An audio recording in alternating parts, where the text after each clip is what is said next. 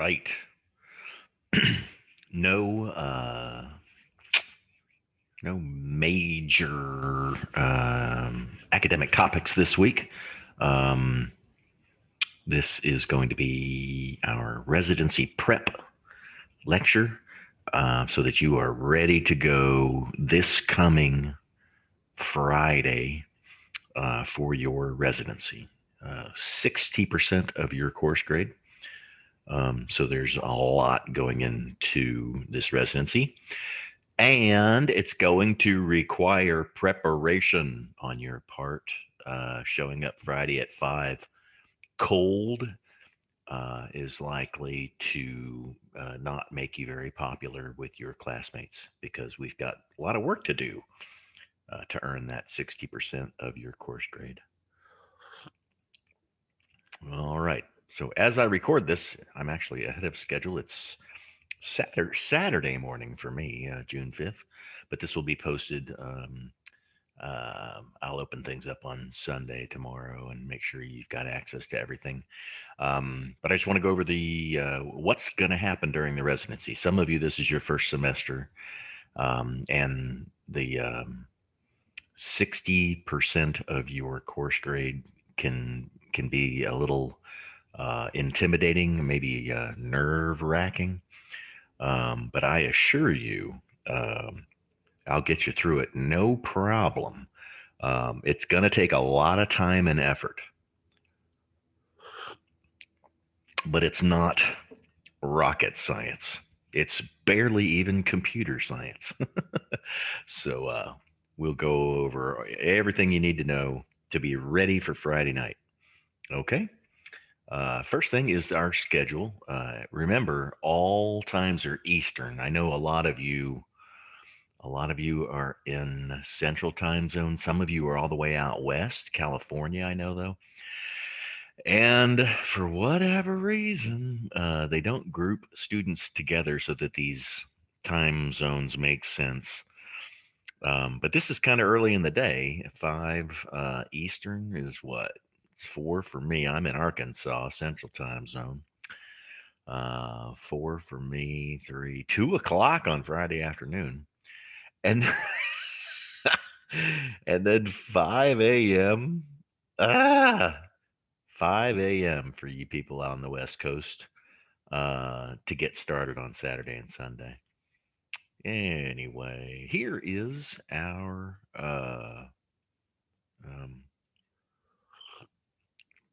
our basic schedule.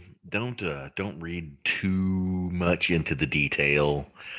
Just set aside 5 p.m. to 10 p.m. on Friday, and then 8 a.m. to 7:30 p.m. Saturday. Again, all times Eastern.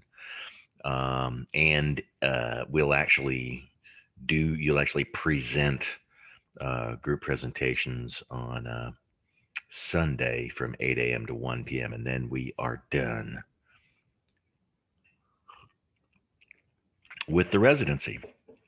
So that's the schedule. And you've got to be there really for the whole thing. Don't be late. Don't, tell me you had trouble with the internet or any, I mean, uh, um, there's nothing I can do for you. The university is very stringent when it comes to the residency program, as I'm sure you are being told as students. I don't see everything that they send to you, but I'm sure you realize how seriously the university takes uh, these residencies. Okay, I mean uh,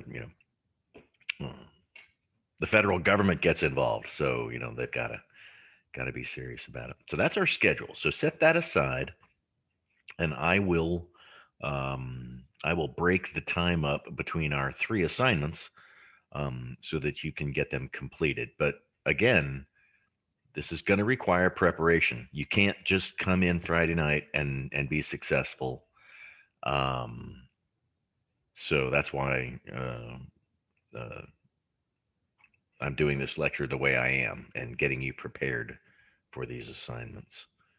Um, Okay, you will complete 3 assignments during the residency. Um, the the group paper that I'm assigning isn't just your typical boring little thesis, little 3-page research paper, which is what you're going to be doing all semester anyway. So we're not going to do that. We're going to do something a little more fun and intellectually engaging and focused on getting ready to do your dissertations, which that's another thing that can be really intimidating, especially if this is your first semester. So we'll get rolling on this, but that's the main assignment is like a 3 to 5 page research proposal is another word for what these really are. You are proposing to conduct a research project in the future. Uh, so you won't present any findings, you won't present any analysis. All you are doing is proposing that this would be a worthwhile research project because um, it's a problem area and researchers have suggested that we need more data, more research in a given area. Okay. And the other two are really easy. The presentation just mirrors the paper, and each of you will take a portion of that. And then we have our required practical connection assignment, which is individual. So the prospectus stuff is 500 points is group, and everybody gets the same grade.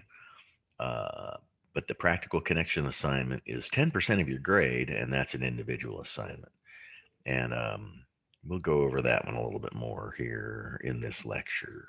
But people have problems with that. It's the easiest assignment you'll ever get as a doctoral student, but people still get it wrong. Okay, so what in the heck is a dissertation prospectus? Okay, so here's what it is. It's like I said, 3 to 5 page paper in APA format. I need to see at least 6 references. Um, and again, originality is key. Um, I see people trying to put language from completed studies into a proposal, which has not been completed. But it's just developing confidence to actually just to sit down and write your own stuff. But that's the biggest problem. If you guys come at this honestly and originally, everybody gets an A, everybody gets full credit. But the main point is to prove your ability to read and analyze the literature, which you will do for hours and hours and hours and hours and days and weeks and months, um, or a year, more than a year. That's what you do. That's the game, guys. Reading and writing literature. Writing is the game. Conducting the actual research, it, to me, was uh, didn't take as much time. I did a qualitative assessment, and I've posted my dissertation. So if you haven't read my dissertation yet, I'm disappointed. I'm hurt. But yeah, actually collecting the data, doing my interviews, and coding the transcripts and whatnot, um, didn't take anywhere near as much time as reading and writing like my literature review and justifying my literature gap and my methodological uh, discussion. Um, so that's the whole purpose. And I have provided a handy template You'll delete. In fact, I'll go ahead and show it. Let's see, a new share. Here we go. Share. Okay. So I developed this template a year ago or so. I think I did this same project a couple of years ago. Um, and I still have them all on file. So this is your template. Okay, so you'll fill this in with the names of the folks in the group. I went ahead and put the correct date on it. There you go. So a dissertation prospectus. I did one early in my doctorate, and I posted it in the classroom for you to use as a reference. There are others out there, but the thing you want to be familiar with and spend a little, half an hour reading on is what is a research proposal? What is a dissertation proposal? What is a dissertation prospectus? The prospectus is shorter and has less detail than your full dissertation proposal. Your dissertation proposal will be the first 3 chapters of your dissertation written in future tense as a proposal. You are proposing to conduct this research project, and the university will approve or disapprove that proposal. So that's how that works. And then once you get permission to proceed, it's called Institutional Review Board, IRB approval. Once you get IRB approval, you are now, ready to go out and conduct your experiment or conduct your interviews or put your survey out there, whatever it is, gather your data. You're authorized to conduct your research project. So that's why we're doing this. You're going to do this before you actually conduct any research. You've got to get approval to do the research first. Okay. So write your prospectus in future tense. And yeah, like I'm still seeing this.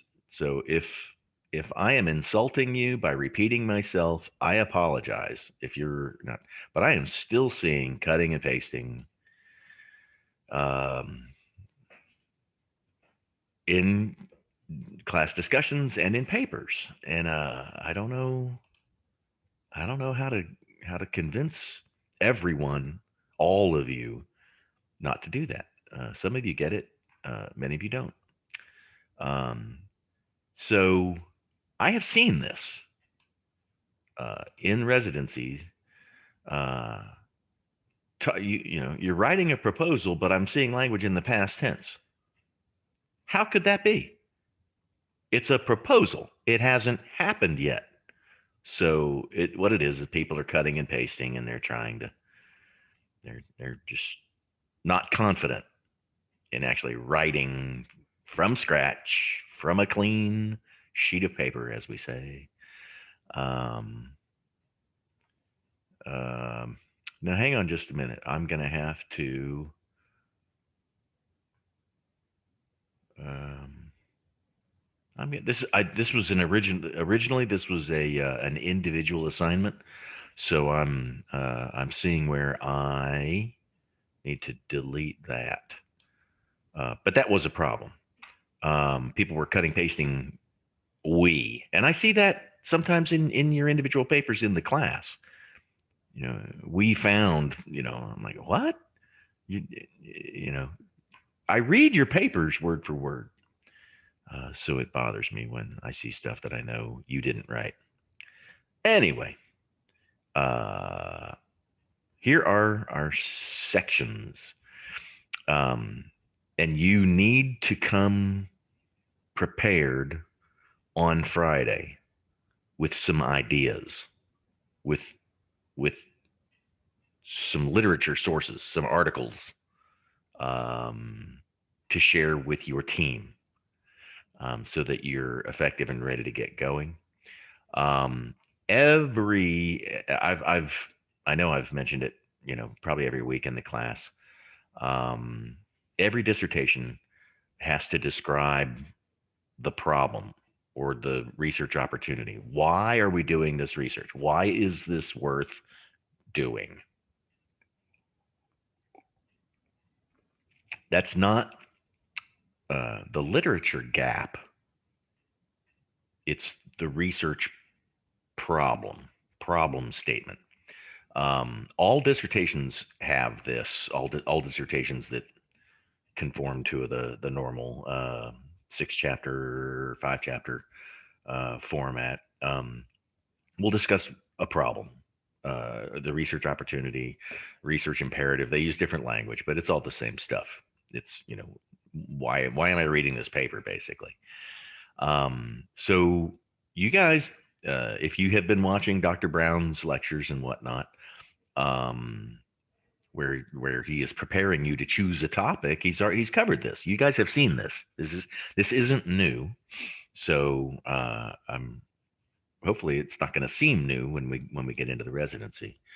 But come prepared with a problem, a research area, and you will work in your team to choose one, that makes the most sense to all of you in your team. That everybody thinks, oh, we can work on that. And remember, guys, this is just an academic exercise.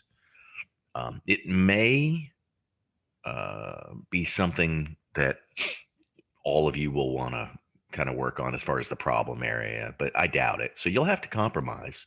You'll have to work together and compromise and come to an agreement. But like I said, it's only a 3-page paper, so shouldn't be a big problem there.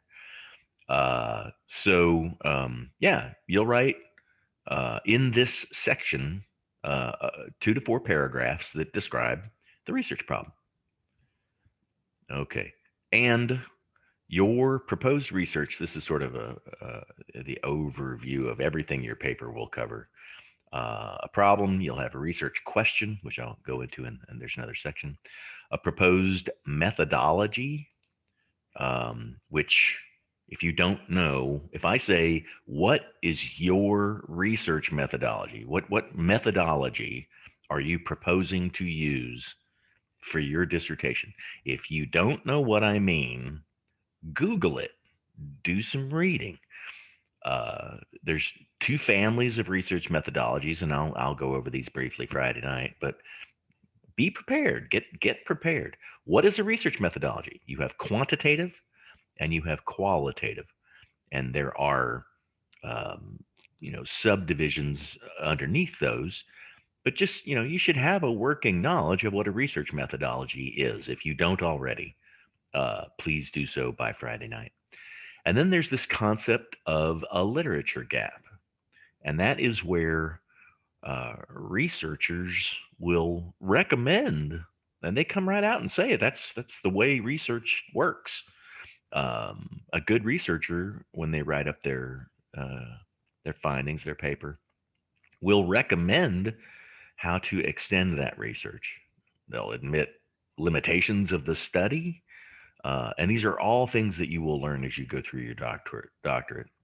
Um, but yeah, literature gap it's not a physical gap. It's a linguistic gap, and it's infinite. All you need to do to identify a literature gap is quote a researcher that says, my study only involved, you know, people that lived in the eastern United States. It should be repeated among a more general population. Or a study might have been conducted among financial companies, and they may say, that it should be repeated among um, uh, IT companies or logistics companies or whatever. So you will see this in articles. If you're getting into the literature, like I have been saying and over and over again, if you're reading literature um, critically, you will see these recommendations. You will see um, literature gaps where the more needs to be learned, as it pertains to maybe a different theory, a different how it lines up with a different theoretical baseline. So there's yeah, you'll see it. If you've been downloading dissertations, like I told you to, or weeks ago, a month ago, you'll be seeing these literature gaps spelled out in dissertations that have been published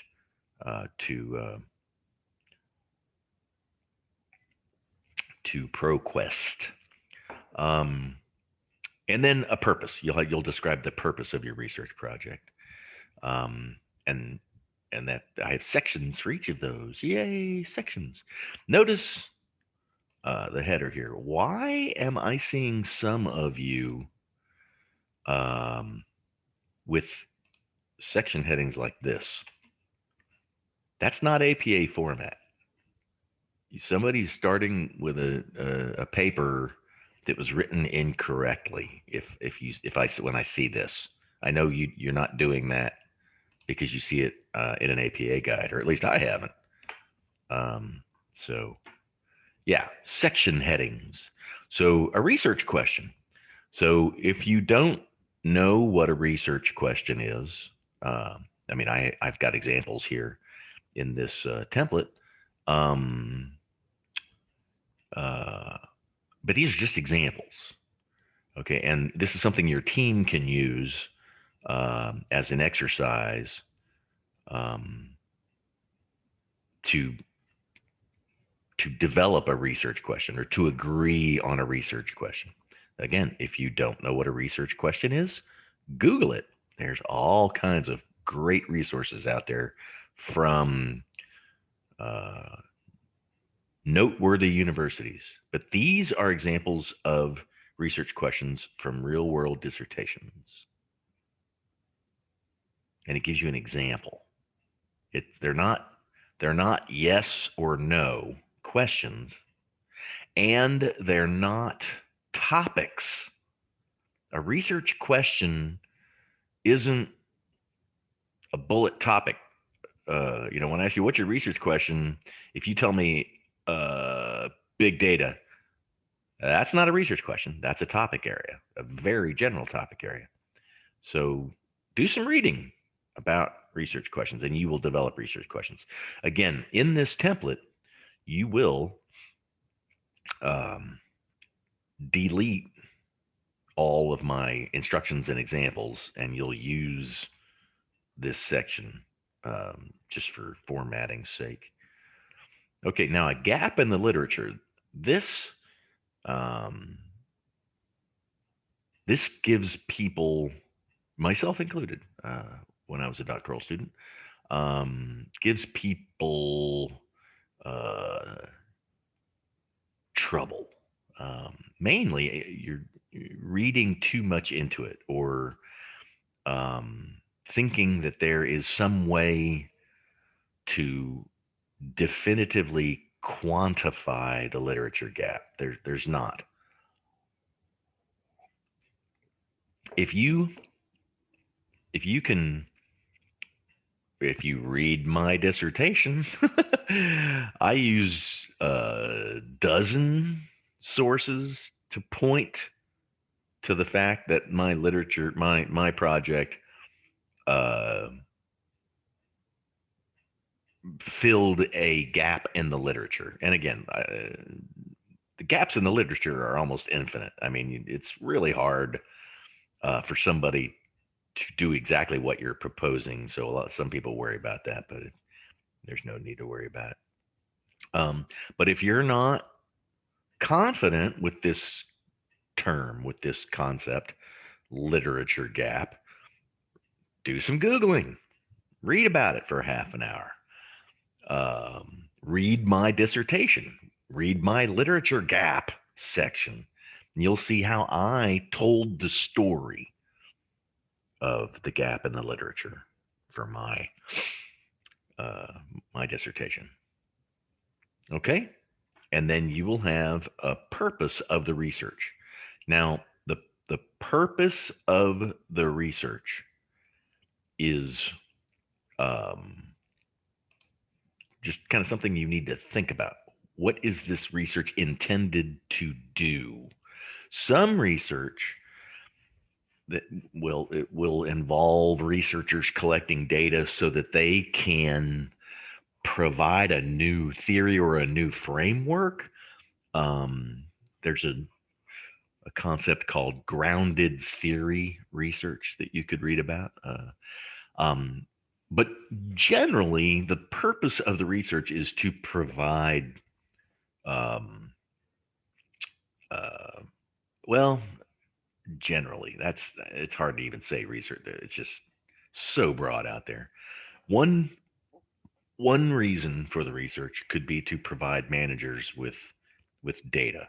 If you're doing something about like agile software processes or DevOps or some other methodology or framework, you might provide data on their effectiveness to managers. So that would be um, the purpose of the research is to provide actionable insights into something.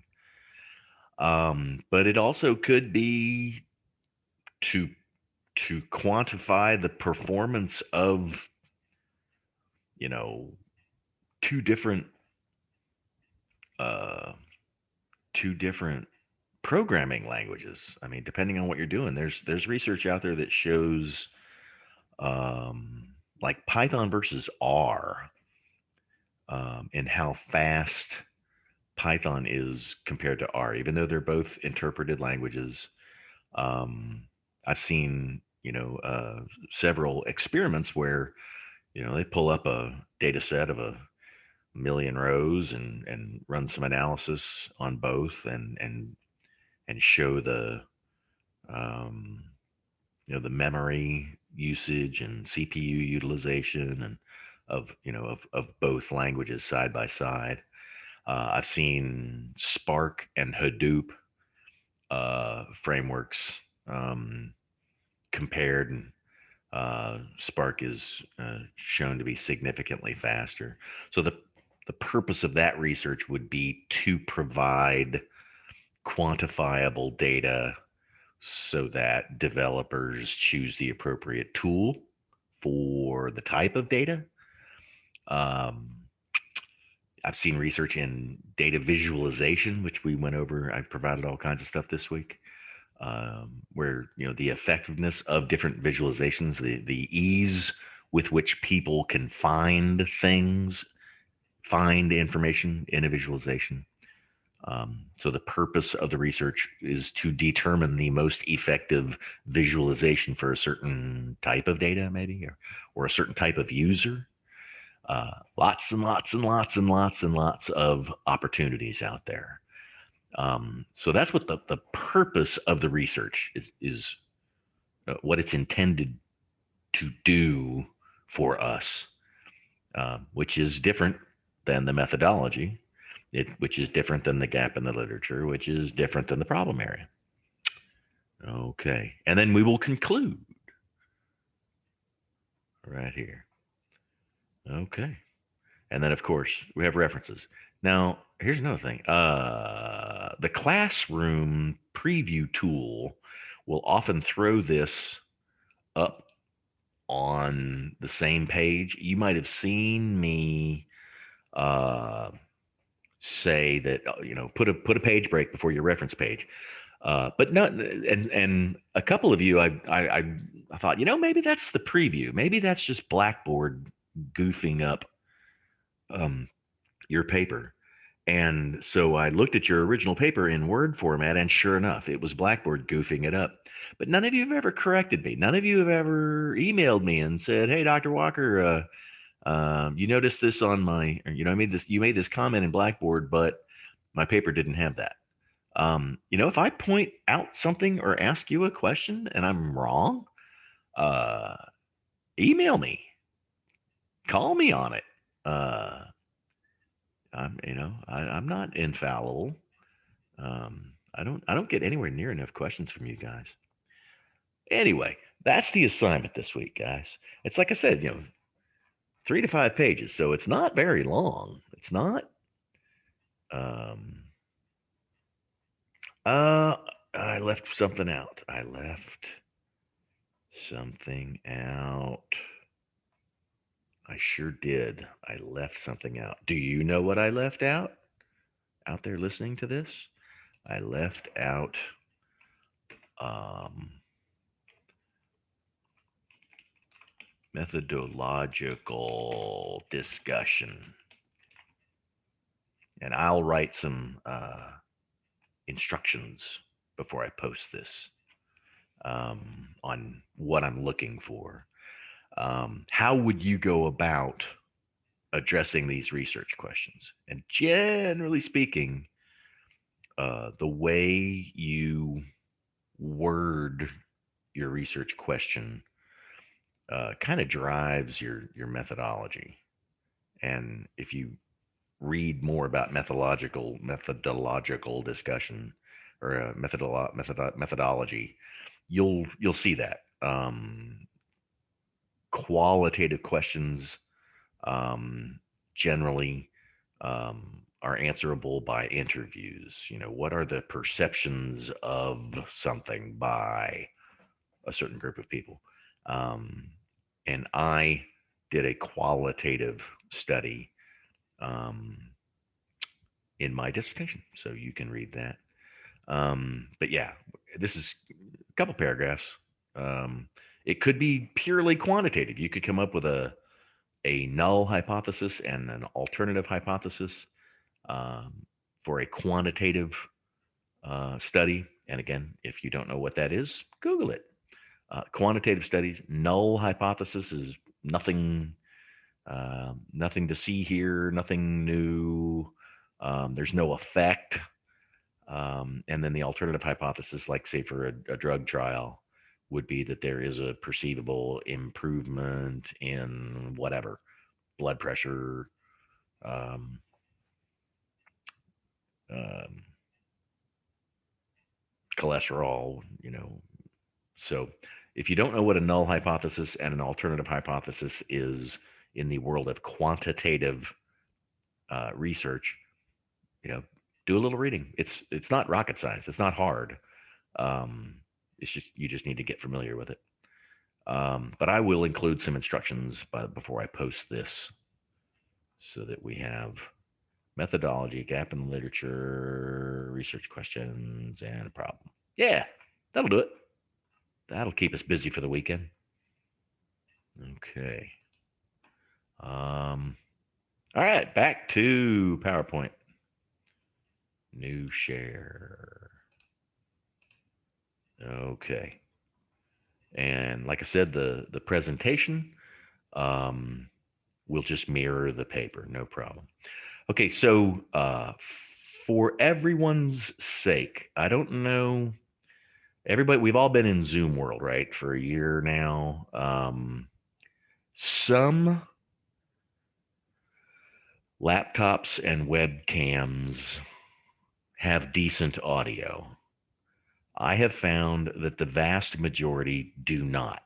You sound like you're speaking from the bottom of a barrel when you use a webcam like on a laptop. Um, so yeah, I'll provide a template for this presentation, but please um, use a headset and boom microphone. Okay, the little earbuds help, but they're if you've never heard yourself over Zoom, record yourself, and you'll see what I'm talking about. my audio sounds like a podcast when I use the $20 Walmart headphone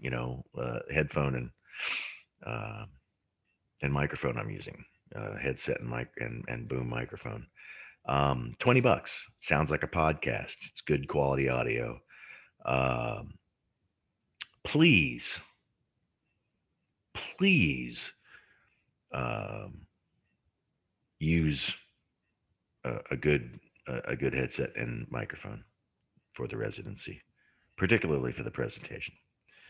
Okay, now here's the one that trips everybody up, or often trips people up: the practical connection assignment. Okay, so this is right out of the university training, right? The university website. Um, It's a priority that students are provided with strong educational programs and courses that allow them to be servant leaders in their disciplines and communities, linking research with practice and knowledge with ethical decision making. Okay, so yeah, ethics and good decision making. The assignment, it's 2-page paper, and you'll demonstrate how this course connects to your own career. Um, You got that? This course, ITS 836, connects to your career for real. Um, this is an easy A. I can, I can read this and go, yep, that's fine. But uh, what you focus on, first of all, put away one. If you've been with the university and you've done one for another class, put it away. Start with a clean Microsoft Word document. That's the first thing.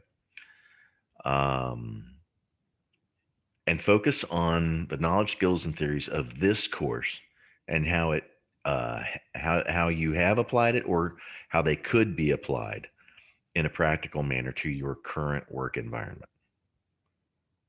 Okay, so I should be seeing some description of this course's content, both what we've covered and what we will cover.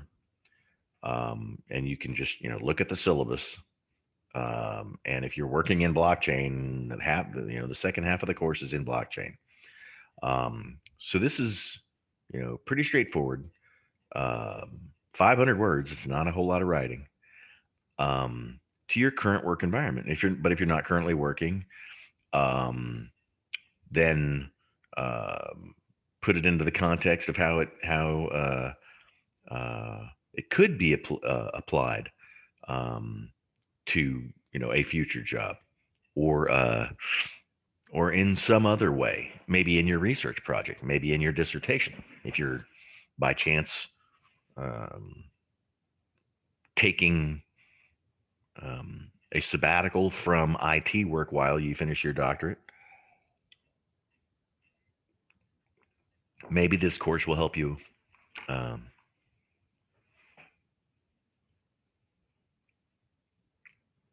figure out, what you're doing with your research project. Okay, so that's the practical connection assignment. The areas I find people um, getting a zero, and this is really I give hundreds and I give zeros. Either you did the assignment honestly or you didn't. I don't judge grammar. I'm not looking for a million references. In fact, you don't even have to. You don't even need one APA. If you do cite something, then cite your source. You know what I mean? If you do have some statistic or figure or fact that you want to throw in there, cite your source. But you don't have to. This is like a letter from you to me, um, about how this course uh, relates to your career. That's it. It's easy. But I get people turning in like their resume, literally, or their job description from Indeed, or they'll make some outlandish claim You don't need to like feed my ego by telling me how fantastic this course was and how I'm going to be able to. I had some person claim that they re-engineered their entire company because of this course, and uh, no, you didn't. So be realistic. Be for real. I keep saying that. For real. Be for real. um, in what you write. You know, don't try and make me feel good about the course because it cured world hunger for you or something. Make it real. Make it apply to your current work environment. And you will be just fine. Okay, now attendance requirements. You've got to have a functioning camera, webcam, or like a laptop's got a webcam. You've got to have a camera because you have to show a government ID, not your student ID, a government ID. So driver's license, passport, not your Cumberland student ID. That's a good test for me is to whether or not you're actually watching the lecture because we'll all be in there. Who's going to show their student ID and prove that they're not watching the lecture? We'll see. But yeah, you need a government ID, um, driver's license, and if you are concerned, all I need to see is your name and the fact that it's a driver's license. I don't need the number on there. I don't need your date of birth. If you want to mask that, put a little piece of tape over there, you certainly can and are encouraged to. Okay. Government ID. Do, do, do, do, do. Not your student ID. All right. Don't be late. You can pop in early. I'll have the Teams link up. We use Microsoft Teams, um, which if you don't have it, you'll want to download it. Microsoft Teams. You'll see uh, you'll see in the folder. There's how to be prepared, how to get prepared, how to download, where the link is, all that sort of stuff is in the classroom. And no kidding, I'll record your check-ins on Friday, twice on Saturday, and on Sunday morning. But man, you got to be there. I can't take illness as an excuse. I can't take technical problems as an excuse. Um, be there for your check-ins. You will largely be working somewhat independently or in groups. But man, whatever you do, be there for these check-ins. Okay. But that's your attendance requirements. Make sure your camera's working. I can't help you if your camera doesn't work, and you can't use your phone. You know, guys, the university has strict requirements. You've got to be in there using a webcam, recorded on the Microsoft Teams meeting. Um, so that's just the way it is. Please don't ask me to make any sort of accommodation outside of that. All right. Yeah. And I would have to add one more. We'll talk about methodology here. And then you don't have to go into exhaustive detail. I mean, I wrote, what, 10, 15, 20 pages on methodology in my dissertation. You just need a couple paragraphs just kind of talking about how you might go about um, collecting and analyzing data and reporting the findings. And we'll go more into this again on Friday night, so everybody gets regrounded. Um, okay, so that's what we'll be doing this coming weekend. We'll be proposing research. Keep an eye on your email. Yeah, there's a little bit of goofiness in the. I have to combine some topics and whatnot. Um, the way the way not every section of this course has a residency at during week 6. So the way they print the syllabus for all of us, we have to adapt to it in different ways. And the way they did that was that originally the week 8 assignment, um, there was no assignment. So that leaves you a blank week to move things around.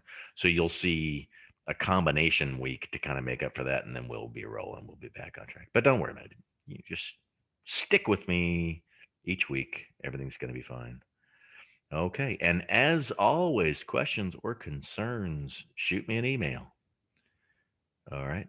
Um, and I'll get right back to you.